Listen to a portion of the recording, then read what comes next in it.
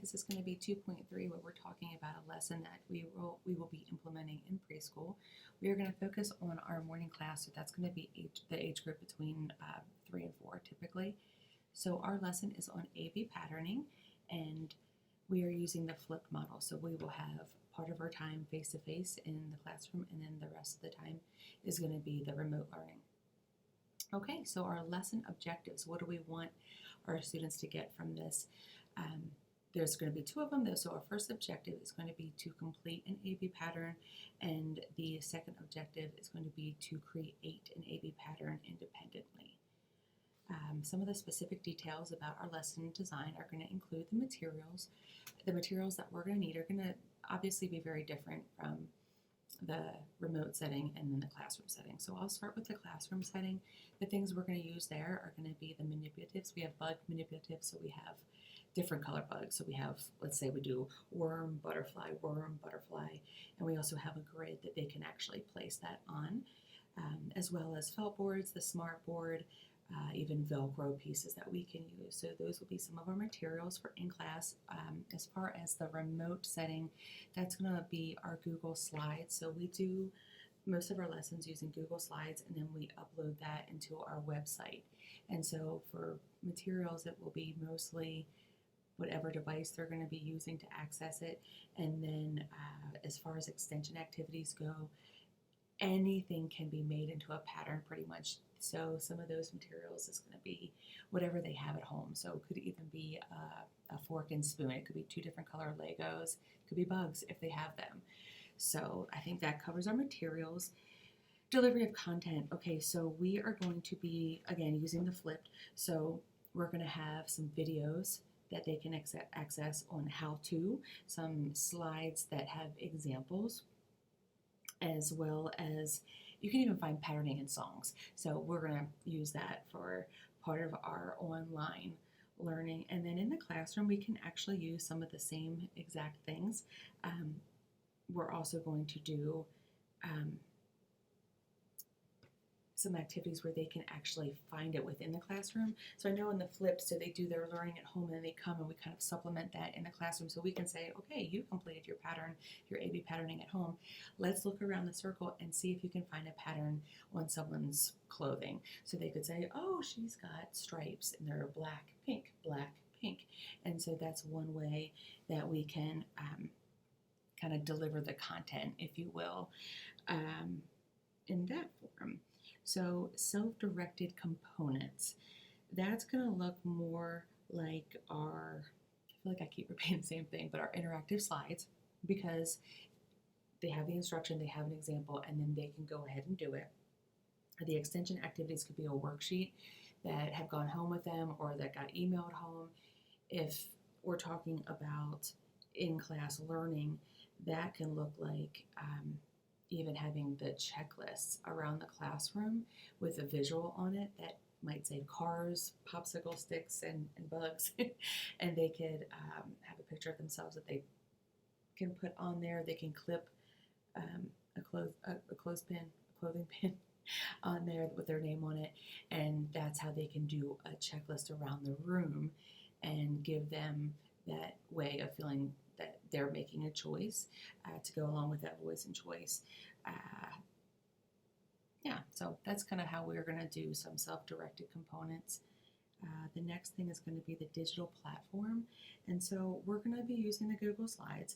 We're going to be using Google Hangout when we're at home. That way we can meet up with the families online and we can say, hey, we sent home that worksheet. Do you have it? Can you hold it up?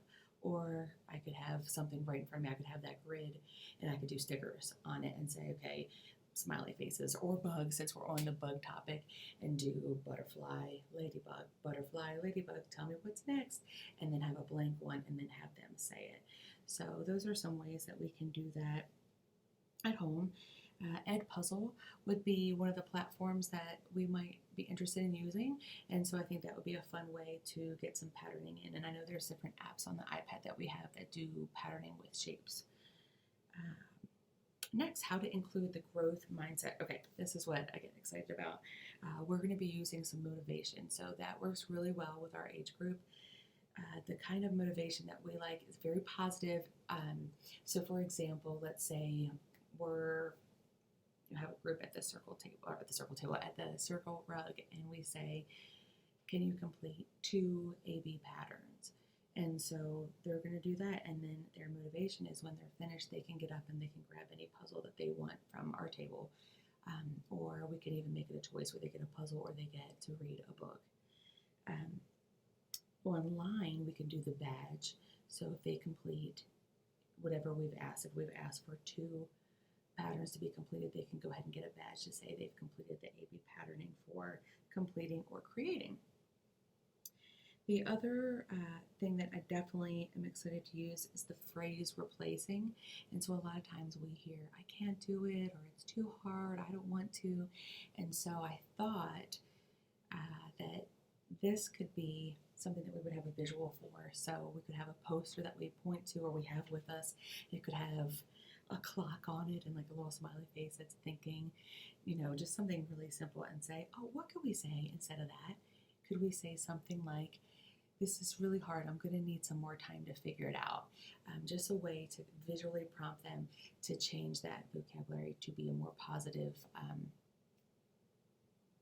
sentence that they can get across, that yes, it's hard, but I can do it if I have more time.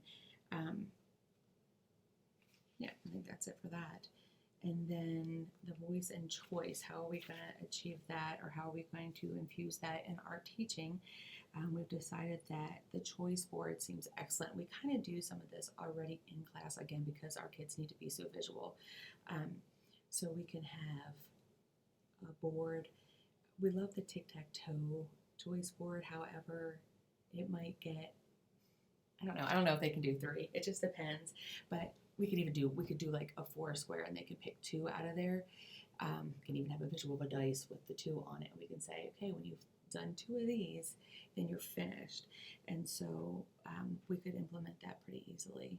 And then online, we can do, again, the 4 choices. And those would look like, maybe if they click on one, it could be a how-to video or even a song with patterning that they could watch. And then the second one would be completing the pattern.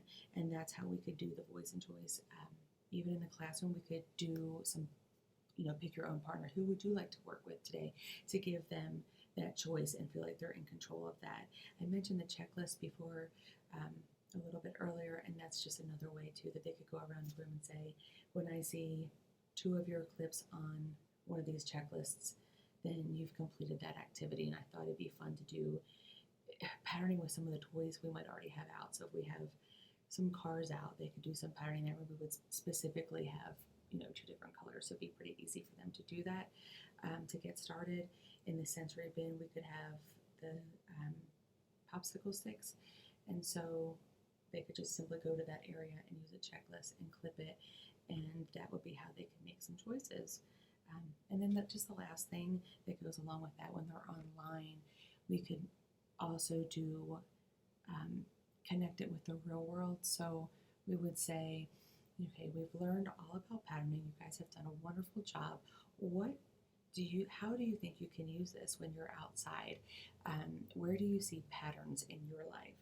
And so then maybe we would hope for a response like, oh, I went to the zoo and I saw a zebra, and that's a pattern because it's black and white.